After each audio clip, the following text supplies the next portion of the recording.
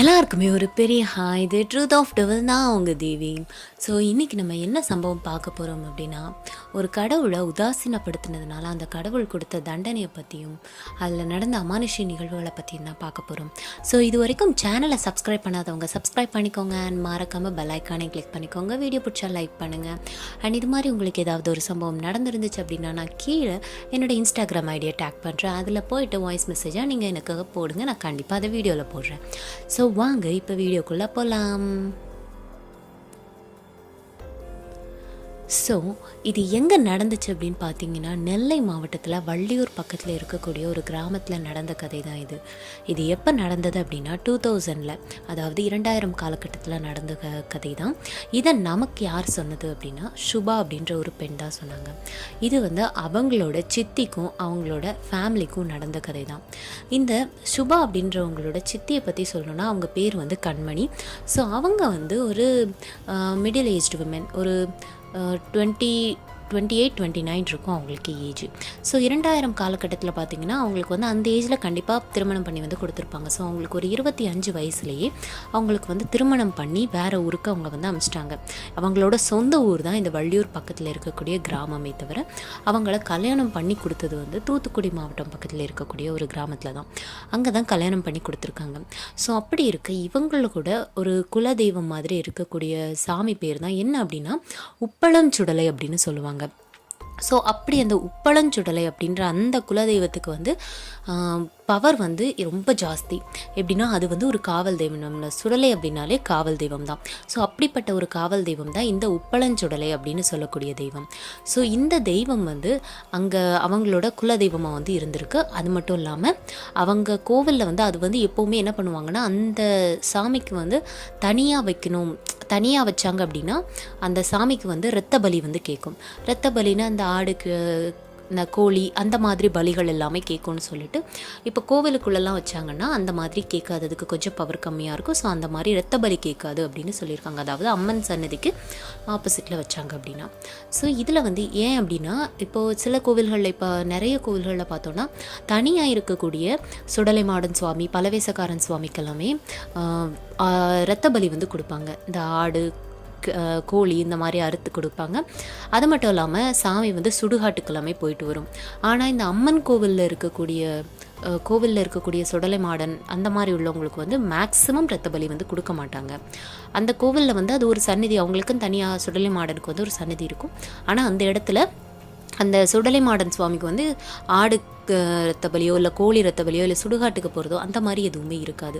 So அந்த மாதிரி தான் இந்த உப்பளஞ்சுடலை அப்படின்றவங்களுக்கு தனியாக கோவில் கட்டும்போது அவங்களுக்கு கண்டிப்பாக இரத்த பலி கேட்கும், சுடுகாட்டுக்கு போகும். அப்படின்றதுனால அந்த அம்மன் கூடவே சேர்த்து வச்சு அவங்கள அம்மனோட சன்னதிக்கு கொஞ்சம் பக்கத்துலேயே சன்னதி வச்சுருக்காங்க.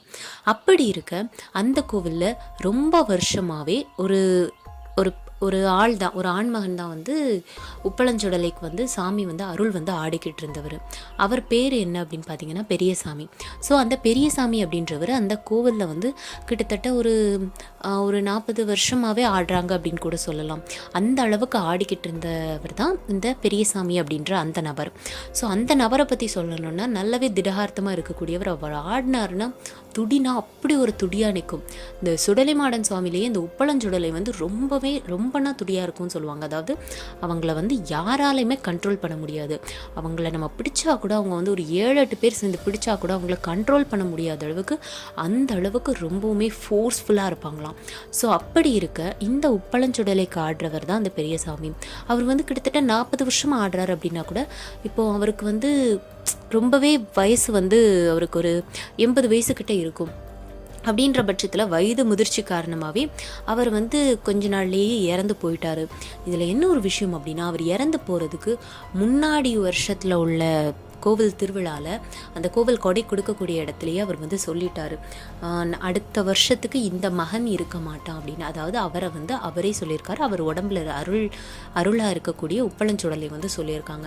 அப்படி இருக்க அதே மாதிரி அவர் அந்த வருஷம் கோவில் கூட முடிஞ்ச ஒரு 4 மாதத்துலேயே அவர் இறந்து போயிட்டார்.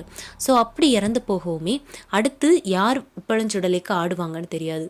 ஏன்னா அவருக்கு வந்து மகன் மகள்லாம் இருக்காங்க. ஆனால் யாருக்கு பிடிக்கும், ஏன்னா வாரிசு வழியாக சில பேருக்கு தான் வாரிசு வழியாக பிடிக்கும். சிலருக்கு வந்து எந்த மாதிரினா அந்த திருநீர் வச்சாதான். இப்போ அவர் வந்து இப்போ சாமி ஆடுறாருன்னா அவரோட மனமும் வந்து திருநீரை வந்து யாருக்கு கொடுக்குறாரோ அவங்களுக்கு தான் இந்த உப்பளஞ்சுடலை வந்து திரும்ப வரும் அப்படின்றது ஒரு ஐதீகம். இது வந்து உப்பளஞ்சுடலைக்கு மட்டும் கிடையாது, எல்லா சாமிக்குமே அதே தான். ஒருத்தர் வந்து துடியாக ஆடிட்டு இருக்காங்க அப்படின்னா இன்னொருத்தங்களுக்கு அவங்க அந்த சாமியை கொடுக்குறாங்கன்னா மனமும் வந்து அந்த திருநீரை வந்து அவங்களுக்கு கொடுக்கணும். அப்படி கொடுக்கும்போது அவங்களோட சாமி வந்து இவங்க கிட்ட வந்துடும். அப்படி இருக்க அவர் வந்து யாருக்குமே அந்த திருநீர் கொப்பரையை கொடுக்கல. அது மட்டும் இல்லாமல் அவர் வந்து இறந்தும் போயிட்டார். ஸோ அப்போ யார் மேலே சாமி வரும்? இந்த குடும்பத்தில் உள்ளவங்க மேலே வருமா இல்லை வேறு குடும்பத்தில் உள்ளவங்க மேலே வருமானு யாருக்குமே தெரியாமல் இருந்த சமயத்தில் தான் என்ன ஆயிருக்குதுன்னா, அது கொஞ்ச நாள்லேயே அடுத்த கோவில் கொடை, அதாவது கிட்டத்தட்ட ஒரு வருஷத்தில் அடுத்த கோவில் கொடை வந்திருக்கு. அப்படி கோவில் கொடை வரும்போது இந்த பெரியசாமி குடும்பத்தில் உள்ளவங்களை தவிர இன்னொரு குடும்பம், ஒரு குலதெய்வம் அப்படின்னா குறைஞ்சபட்சம் ஒரு பெரிய கோவில் அப்படின்னா கண்டிப்பாக ஒரு 10-15 குடும்பமாக சேர்ந்து தானே கும்பிடுவாங்க. அப்படி இருக்க இதில் வந்து இன்னொரு குடும்பத்தில் உள்ள ஒரு பெண், அதாவது திருமணம் முடிஞ்ச ஒரு 35 வயசு இருக்கக்கூடிய ஒரு பெண் மேலே உப்பளஞ்சுடலை சாமி வந்து அருள் வந்து அவங்க ஆடியிருக்காங்க. அவங்க ஆடின ஆட்டத்துக்கு வந்து எப்படின்னா அவங்களால ஆட முடியல, இந்த எப்படி சொல்கிறது, அவங்கள பிடிக்க முடியல. கிட்டத்தட்ட 7-8 பெண்கள் சேர்ந்து பிடிக்கிறாங்க. ஆனால் யாராலையுமே அவங்கள கண்ட்ரோல் பண்ண முடியல.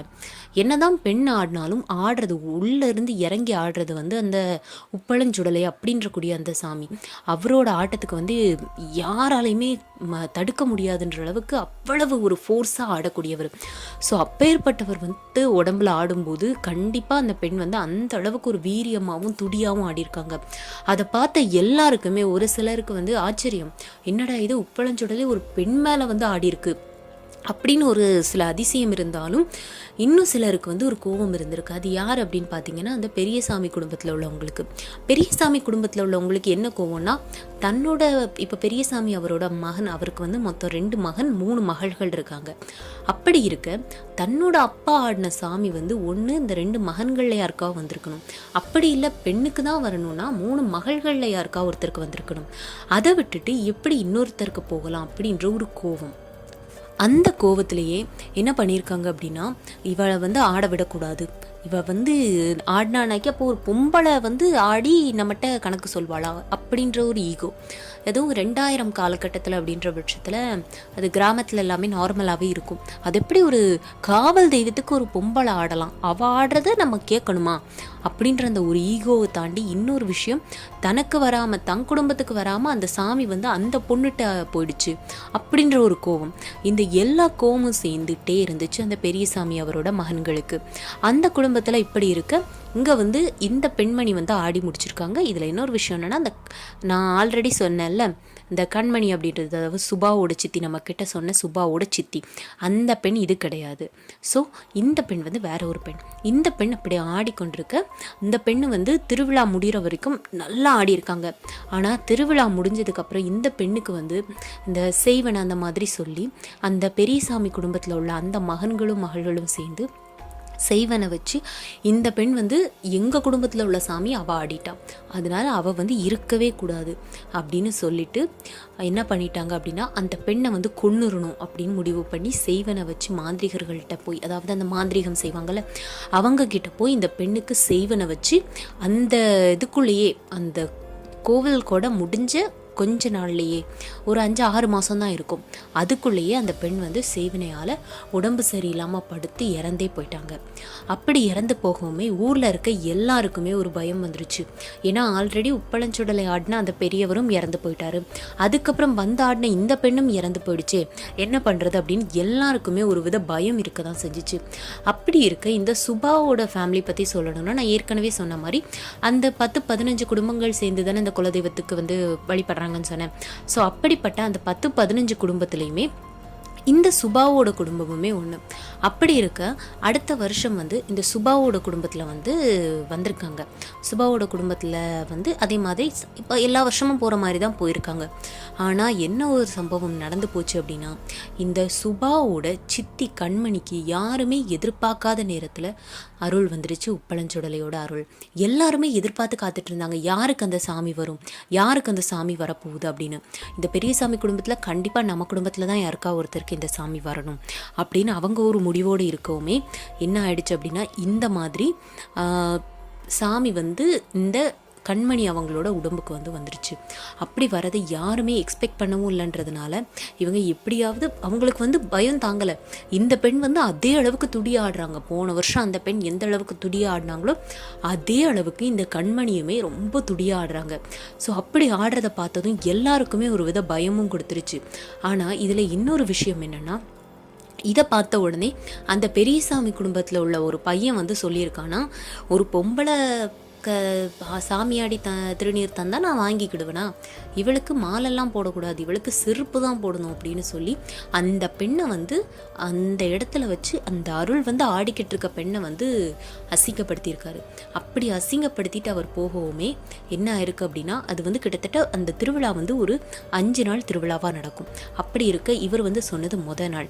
ஸோ நாள் சொல்லவும் நாள் ராத்திரி வந்து அந்த ஊரில் வந்து கோவிலில் வந்து அந்த சப்பரம் எடுத்து ஊர் வந்து இந்த சாமி வந்து ஊர் சுற்றி வரும். அந்த மாதிரி அந்த ஊர் சுற்றி சப்பரம் எடுத்து வராது, ஊர் மட்டும் சுற்றி வரும். அப்படி ஊர் சுற்றி வரும்போது இந்த சாமி என்ன சொல்லியிருக்கு அப்படின்னா, அதாவது இந்த கண்மணி.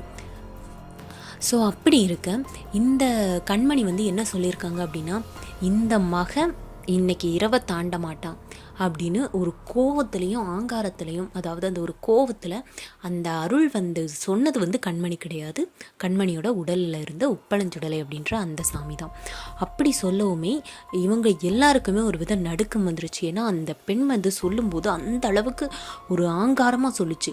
அப்படி அதே மாதிரி அன்னைக்கு நைட் வந்து சாமி ஊர் சுற்றி வர்றதுக்கு உள்ளேயே அந்த பெரியசாமி அவரோட பையன் அந்த சொன்னார்ல, இந்த மாதிரி இவளுக்கு வந்து மாலை போடக்கூடாது, இவளுக்கு செருப்பை தான் போடணும் அப்படின்னு சொல்லிட்டு சொன்னார்ல, அந்த ஆண்மகன் வந்து அந்த ஊர் சுற்றி வரதுக்கு உள்ளேயே அவர் ஏதோ ஒரு வேலையாக வெளியூர் போயிட்டு வந்துட்டு இருந்த வழியில் ஒரு லாரியில் ஆக்சிடெண்ட் ஆகி அவர் அந்த இடத்துலையே ஸ்பாட் அவுட் ஆகி இறந்து போயிட்டார். இதை கண்ட ஊர் மக்கள்லேருந்து அத்தனை பேத்துக்குமே கொலையே நடுங்கி போச்சு. இப்படி இந்த மாதிரி அந்த பெண் வந்து ஒரு வார்த்தை சொல்லி அந்த அந்த ஒரு வார்த்தை தான் சொன்னாங்க, இந்த மாதிரி இன்னைக்கு இந்த நைட்டை அவன் தாண்ட மாட்டான்னு. அதே மாதிரி அந்த அவன் வந்து உயிரை விட்டுட்டானே அப்படின்ற ஒரு ஒரு பயம் வந்துடுச்சு. அப்படி இருக்க 2வது நாள் ஆட வரும்போது இங்கே வந்து சொடலமாட சாமியுமே ஆடும். சொடலமாட சாமி ஆடுறவரும் கிட்டத்தட்ட அந்த பெரிய சாமி மாதிரி ரொம்ப வருஷமாக ஆடிட்டுருக்கவர். ஸோ அப்படி ஆடிட்டுருக்க அந்த அவருக்கு வந்து ஒரு கோபம் வந்துடுச்சு. என்ன அப்படின்னா, தன்னை விட அந்த உப்பளஞ்சுடல் ஆடுற பெண் வந்து ரொம்ப சக்தி வாய்ந்த பெண்ணா அப்படின்னு. இந்த பெண் வந்து இப்போ தான் முதல் முறை ஆடியிருக்காங்க. ஆனால் அவர் வந்து கிட்டத்தட்ட ஒரு 40-50 வருஷமாக கிட்டத்தட்ட அதான் பெரியசாமி மாதிரி ஆடின ஒரு ஆள் தான். அப்படி இருக்க அந்த பெண் வந்து நம்மளை விட பெரிய ஆளா அப்படின்ற ஒரு ஈகோ வந்து அந்த சுடலை மாட சாமி ஆடுற அந்த ஒரு பெரியவருக்கு வந்து வந்திருக்கு. அப்படி இருக்க இவர் என்ன பண்ணியிருக்காரு அப்படின்னா, இவர் வந்து பந்தம் பிடிச்சிட்டு ஆடுவார். அப்படி பந்தம் பிடிச்சிட்டு ஆடும்போது அன்னைக்கு இரவு நடந்த கதை தான் இது. என்னென்னா, அந்த பெண் வந்து பந்தம் பிடிச்சி அந்த பெண் வந்து நார்மலாக ஆடிட்டுருக்காங்க. அந்த சுடலை மாட சாமி ஆடுறவர் வந்து பந்தம் பிடிச்சி ஆடிட்டுருக்காரு. அவர் வந்து நல்ல பெரிய பந்தம் வச்சு ஆடிட்டுருக்காரு. அப்படி ஆடிட்டுருக்கும்போது அந்த பெண்ணை கூப்பிட்டு இவர் வந்து திருநீர் கொடுத்துருக்காரு. திருநீர் கொடுக்கவுமே சில பேருக்கு வந்து என்னென்னா, திருநீர் கொடுத்து அவருக்கு வந்து அந்த நேரத்தில் கொஞ்சம் சுயநினைவும் இருந்திருக்கு. அவர் முழுசாக ஆடலை, ஆனால் சுயநினைவு கொஞ்சம் வச்சு அந்த மாதிரி ஆடியிருக்காரு. அப்படி இருக்க அந்த ஆண் என்ன பண்ணியிருக்காரு அப்படின்னா, அதாவது அந்த சுடலை மாட சுவாமி ஆடுறவர் வந்து திருநீர் கொடுத்துருக்காரு. அவர் வந்து கிட்டத்தட்ட 40-50 வருஷம் சாமி ஆடினதுனால அவருக்கு வந்து அவர் இப்போ திருநீர் கொடுத்தாருன்னா ஒரு சாமி நிற்கும், அந்த அளவுக்கு அவருக்கு வந்து ஒரு சக்தி இருக்குது. அப்படின்ற பட்சத்தில் அவர் திருநீர் கொடுக்கவுமே இந்த பெண்ணுக்கு வந்து ஆட்டம் நின்றுச்சு. அப்படி அந்த பெண்ணுக்கு ஆட்டம் நின்னதுமே இவர் வந்து என்ன பண்ணிட்டாரு, அந்த சுற்றி இருக்கவங்களுக்கு வந்து தெரியல என்ன நடக்குதுன்னு. அந்த நேரம் இவர் பந்தத்தை அந்த பெண் முகத்தருவில் கொண்டு போக அந்த பெண்ணோட முகம் எல்லாமே ஒரு மாதிரி இப்போ லைட்டாக எப்படி சொல்கிறது, தீப்பற்றுச்சு. அப்படி தீப்படவும் அந்த இடம் எல்லாமே ரொம்ப வெந்து கொஞ்சம் அடிபட்டுருச்சுன்னே சொல்லலாம். அப்படி இருக்க எல்லாருக்குமே ஒரு மாதிரி பயமாயிடுச்சு. அதுக்கப்புறம் இவர் எதுக்காக இதை வந்து பண்ணியிருக்காரு அப்படின்னா, இந்த பெண் வந்து பொய்யா ஆடுறாங்க. ஏன்னா உண்மை ஆடுறவங்களுக்கு வந்து பந்தம் பிடிச்சாலும் ஒன்றும் ஆகாது, பந்தத்தில் இருக்க தீ பட்டாலும் ஒன்றும் ஆகாது. ஆனால் பொய்யா ஆடுறா அப்படின்றதுனால இவருக்கு வந்து பந்தத்தில் உள்ள தீப்பட்டதும் இவளுக்கு வந்து முகம் வந்து கரிஞ்சு போச்சு, இந்த மாதிரி எரிஞ்சிருச்சு. அந்த மாதிரி இவர் வந்து காட்டணுன்றதுக்காக தான் இந்த மாதிரி பண்ணியிருக்காரு. ஆனால் இதில் என்ன ஒரு விஷயம்னா, இவர் வந்து திருநீர் கொடுத்ததுமே அந்த சாமி வந்து விட்டுருச்சு. அது இவருக்கும் தெரியும். அதனால தான் இவர் இந்த மாதிரி பண்ணியிருக்காரு. இப்படி இருக்க அந்த பெண்ணை வந்து மருத்துவமனைக்கு கூட்டிகிட்டு போயிருக்காங்க. இந்த மாதிரி முகமெல்லாம் பாதி முகத்துக்கு வந்து அந்த நெருப்பு பட்டுருச்சு. ஸோ அதனால் சின்ன சின்ன காயங்கள் ஓரளவுக்கு காயங்கள் வந்துருச்சு. ஏன்னா அந்த நெருப்பே அந்த முகத்துக்கிட்ட படும்போது எந்த அளவுக்கு காயங்கள் உருவாகும், அந்த மாதிரி காயங்கள் உருவாகவுமே இவங்க வந்து ஹாஸ்பிட்டலுக்கு கூட்டிகிட்டு போயிருக்காங்க. ஹாஸ்பிட்டலுக்கு கூப்பிட்டு போயிட்டு அந்த டாக்டர் வந்து கேட்டிருக்காங்க என்ன ஆச்சு அப்படின்னு கேட்கும்போது இந்த மாதிரி விஷயத்த சொல்லவுமே சரி ஓகே அப்போ அவங்க அடுத்த நாளுமே ஆட போவாங்கல்ல அப்படின்னப்ப ஆமாம் அவளை எப்படி கண்ட்ரோல் பண்ணுறதுன்னு எங்களுக்கு தெரியலை அப்படின்னு இந்த கண்மணியோட வீட்டில் இருக்கிறவங்க எல்லாருமே சொல்லியிருக்காங்க. அப்படி சொல்லவும் இந்த டாக்டர் வந்து என்ன சொல்லியிருக்காங்கன்னா சரி ஓகே நான் வந்து 2 தூக்க மாத்திரை தரேன், அதை வந்து போட்டு அவங்கள தூங்க வைங்க, அவங்களுக்கு வந்து இதுலையாவது கலந்து கொடுத்து தூங்க வைங்க, அப்படி தூங்கினாங்கன்னா அவங்களுக்கு ஓரளவுக்கு சரியாயிடும். ஏன்னா மறுபடியும் ஆட போய் மறுபடியும் ஏதாவது பட்டுருச்சுன்னா அப்படின்றதுக்காக வேண்டி அவர் இன்ஜெக்ஷன் போட்டு அந்த இடத்துல வந்து ஆடுறதுக்காக களிம்பு எல்லாமே கொடுத்துருக்காரு. அப்படி களிம்பு எல்லாமே கொடுத்துட்டு அவங்கள வீட்டுக்கு அமுச்சு வச்சுருக்காங்க. வீட்டுக்கு அமுச்சு வைக்கவும் இவங்க அதே மாதிரி வீட்டுக்கு போயிட்டு களிம்பு எல்லாமே போட்டுட்டு அவங்க வந்து அந்த மாத்திரை வந்து தூக்க மாத்திரை 2 மாத்திரையை வந்து கொடுத்துருக்காங்க. இவங்க போட்டுட்டு அதாவது பாலில் கலந்து கொடுத்துருக்காங்க. ஏன்னா தெரிஞ்ச அவள் போடுவாளோ மாட்டாளோன்னு ஒரு சந்தேகத்தில் பாலில் கலந்து கொடுத்துருக்காங்க 2 தூக்க மாத்திரை. 1 போட்டாலே ஆளால் நார்மல் ஆளால் எந்திரிக்க முடியாது. இப்போ ஒருவேளை 1 போட்டால் எந்திரிச்சிருவாளோன்ற ஒரு பயத்தில் 2 மாத்திரை போட்டு அவங்கள வந்து படுக்க வச்சுருக்காங்க. கண்மணி நல்லா அசந்து தூங்கவுமே இவங்க வந்து திருவிழாவுக்கு போயிருக்காங்க மத்தியானம் கொடைக்கு. ஸோ மத்தியானம் கொடைக்கு போகவுமே இது வந்து மத்தியானம் முந்தின நாள் நைட் அவங்க ஹாஸ்பிட்டல் போயிட்டு காலையில் எல்லாம் முடிச்சுட்டு வந்திருக்காங்க. அவங்களுக்கு வந்து மாத்திரை கொடுத்து மத்தியானம் தூங்க வச்சுட்டு இவங்க வந்து இப்போ மத்தியானம் கொடைக்கு கிளம்பி கோயிலுக்கு போயிருக்காங்க. ஒரு ஆள் மட்டும் அங்கே உள்ளே இருந்து கண்மணியை பார்த்துக்கிட்டு இருக்காங்க. ஸோ அப்படி இருக்க இந்த கோவிலுக்கு போனவங்க வந்து கோயிலுக்கு போனவங்க அங்கே உள்ள அவங்களோட சொக்கார மாதிரி சொந்தக்காரங்கள்லாம் கேட்குறாங்க என்ன ஆச்சு ஏன் கண்மணி வரலையா அப்படின்னு சொல்லி கேட்கும்போது அவளுக்கு தான் ஏற்கனவே அடிபட்டிருக்கலாம், அதனால் 2 தூக்க மாத்திரை கொடுத்து தூங்க வச்சுருக்கேன், ஒரு தூக்க மாத்திரை கொடுத்து அவள் எந்திரிச்சதும் வந்துட்டானா என்ன பண்ணுறது அந்த மாதிரி அவங்க சொல்லவும் சரி ஓகே அதுவும் சரிதான் அப்படின்னு சொல்லிட்டு அவங்க சொல்லிட்டு இருக்காங்க. இங்கே சாமிக்கு வந்து வில்லு பாட்டு படிப்பாங்கல்ல, ஸோ அந்த மாதிரி படிக்கவுமே அங்கேருந்து வீட்டில் இருந்து அந்த கண்மணி அப்படின்ற அந்த பெண் வந்து 2 தூக்க மாத்திரை போட்டு தூங்க வச்சுருக்காங்க. அந்த பெண் அங்கேருந்து ஓடி வந்து சாமி ஆடுறாங்களாம். ஸோ அந்த மாதிரி அவங்க வந்து சாமி ஆடவும் இவங்க இருக்க அத்தனை பேத்துக்குமே ஒரு மாதிரி உடம்பே புல்லரிச்சு போச்சு. ஏன்னா அவங்க அம்மா அப்போ தான் சொல்கிறாங்க 2 தூக்க மாத்திரை நான் போட்டு கொடுத்து தூங்க வச்சுட்டு வந்திருக்கேன்னு. அவங்க வீட்டில் இருக்கவங்களுக்கு ஆச்சரியம் தாங்க முடியல, எப்படி 2 மாத்திரை கொடுத்தோம் அவள் இப்படி எந்திரிச்சு வந்து ஆடுறா அப்படின்னு சொல்லிட்டு. ஆனால் சாமி வந்து அந்த இதில் வந்து இப்படி பண்ண ஒருத்தருக்கு வந்து எந்த தண்டனையுமே கொடுக்கலையே அப்படின்னு நிறைய பேத்துக்கு தோணும். ஆனால் இதில் தான் மெயின் விஷயமே இருக்குது. என்ன ஆச்சு அப்படின்னா அந்த பெண் சாமி ஆடிட்டு இருக்கும்போது அந்த சுடலை மாடன் ஆடினவருமே ஆடிட்டு இருந்திருக்காரு. அவர் ரொம்பவே துடியாக அந்த நேரத்தில் ஆடிட்டு இருந்திருக்காரு. இந்த பெண் எப்படி துடியாக ஆடுறாங்களோ அதே மாதிரி ஆடிட்டு இருந்திருக்காரு. கையில் 2 பந்தம் பிடிச்சி ஆடிட்டு இருந்திருக்காரு. அப்படி பந்தம் பிடிச்சி ஆடவுமே அவங்களுக்கு வந்து உங்களை நிறைய பேர்த்துக்கு தெரியுமா என்னன்னு தெரியல, இந்த மாதிரி சுடலை மாட சாமி இந்த மாதிரி பந்தம் பிடிச்சி சாமியை ஆடும்போது அவங்களோட உடலில் வந்து எண்ணெய் வந்து போடுவாங்க. அதாவது நம்ம வந்து உடம்பை குளிர்விக்கணும்னா சந்தனம் போடணும். ஆனால் அந்த பந்தத்தில் உள்ள வெக்க வந்து இன்னும் வரணும் அப்படின்னா தான் எண்ணெய் போடுவாங்க. இப்போ நம்ம சும்மா எரிஞ்சிட்டு இருக்க தீயில எண்ணெய் ஊற்றினா என்ன ஆகும், இன்னும் கொஞ்சம் எரியும். அதே மாதிரி தான் அப்படி இவங்க உடம்புல வந்து அது வந்து உண்மையாக சாமி ஆடுறாங்களா போலியாக சாமி ஆடுறாங்களான்னு கண்டுபிடிச்சிடலாம். ஏன்னா போலியாக சாமி ஆடுறவங்களால உடம்புல எண்ணெயும் தேய்ச்சிட்டு 2 பந்தத்தையும் பிடிச்சிட்டு ஆடவே முடியாது. அப்படி இருக்க இவர் உடம்புல 2 பந்தத்தையும் பிடிச்சிட்டு இவர் ஆடிக்கிட்டு இருக்கும்போது சாமி என்ன பண்ணியிருக்குன்னா சாமி கொஞ்சம் விட்டு வாங்கியிருக்கு. அதாவது இவர் கொஞ்ச நேரம் சாமி ஆடுவார், கொஞ்ச நேரம் சாமி விட்டுரும், அப்போ கொஞ்ச நேரம் நார்மல் ஆயிடுவார், மறுபடியும் கொஞ்ச நேரம் சாமி ஆடுவார், மறுபடியும் கொஞ்ச நேரம் விட்டுரும். அவரால் வந்து நிலையாக சாமி ஆட முடியலை. அப்படி அவர் வந்து 2 பந்தத்தை பிடிச்சிட்டு இந்த நேரத்தில் ஆடும்போது சாமி விட்டு வாங்குச்சுன்னா என்ன ஆகுன்றது நிறைய பேத்துக்கு தெரியும். என்னன்னா பந்தம் அவர் உடம்புல சுட ஆரம்பிச்சிருக்கு. அவர் அந்த பெண்ணுக்கு வந்து முகத்தில் மட்டும்தான் அந்த பந்தத்தை வந்து இது பண்ணார். ஆனால் இவருக்கு கிட்டத்தட்ட அவரோட கையில் பாதி உடம்புலையே அவரோட பந்தத்தை வந்து அவர் பிடிச்சி அவர் கையிலேயே இந்த பெண் ஒன்றுமே பண்ணலை. இந்த பெண் அவர் பாட்டுக்கு இருந்து ஆடிட்டு தான் இருந்திருக்காங்க. ஆனால் அந்த கடவுள் அந்த சுடலை மாட சுவாமியே அவரோட கையாலேயே அவரோட உடம்பு பூராமே இந்த புண்ணாக்க அதாவது எரிய வச்சிட்டாரு. அப்படி அவருக்கு வந்து பாதி விடும் பாதி பிடிக்கும், பாதி விடும் சாமி பாதி பிடிச்சதுல அவரோட உடம்பு எல்லாமே அவருக்கு கொஞ்சம் கொஞ்சமாக எரிய ஆரம்பிச்சிருச்சு. வலி கொஞ்சம் கொஞ்சமாக வர ஆரம்பிச்சிருச்சு. உயிருக்கு எந்த ஆபத்தும் கிடையாது. ஆனால் அவரோட கிட்டத்தட்ட பாதி உடலில் வந்து அவர் இந்த பந்தம் பிடிச்ச இந்த இடம்பெல்லாம் அந்த கையெல்லாம் ஒரு மாதிரி புண்ணாக ஆரம்பிச்சிருச்சு. அதுக்கப்புறமா அவர் ஹாஸ்பிட்டல் போயிட்டு வந்து திரும்ப இந்த சாமிகிட்ட போய் மன்னிப்பு கேட்டிருக்காரு.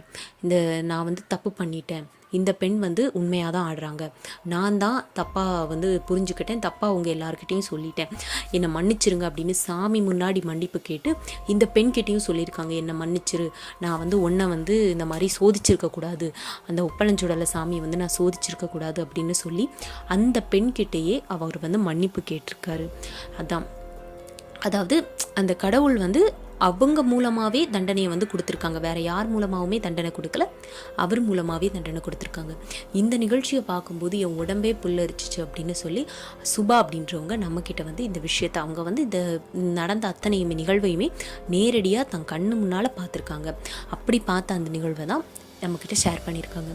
ஸோ இதில் வந்து நம்ம ஒன்று கண்டிப்பாக தெரிஞ்சுக்கலாம், கடவுளை வந்து நம்புறது நம்ம வந்து தப்புன்னு சொல்ல முடியாது. கடவுள் வந்து நான் முழுசாக நம்புவேன் கடவுளை, ஆனால் கடவுள் வந்து யார் மேலே வரணுன்றதை கடவுள் தான் முடிவு பண்ணணுமே தாண்டி மனுஷங்க கிடையாது. இது என்ன வாரிசு அரசியல், அப்பா கிட்ட வந்து அடுத்தது பையன்கிட்ட வர்றதுக்கு? இது வந்து கடவுளோட விருப்பம். கடவுளுக்கு யார் மேலே வரணும்னு விருப்பம் இருக்கோ அவங்க மேலே தான் வருவாங்க. ஆனால் கடவுள் என் மேலே வரணும்னு நினைக்கிறவங்களுக்கு, அதை வந்து தப்பான வழியில் அடையணும்னு நினைக்கிறவங்களுக்கு கடவுள் தண்டனை தான் கொடுப்பாரே தவிர நல்லது பண்ணணும்னு நினைக்க மாட்டாருன்றது என்னோட கருத்து. இதை பற்றின உங்கள் கருத்துக்கள் என்ன அப்படின்றத கீழே கமெண்ட்டில் சொல்லுங்கள். வீடியோ பிடிச்சிருந்தா லைக் பண்ணுங்கள்.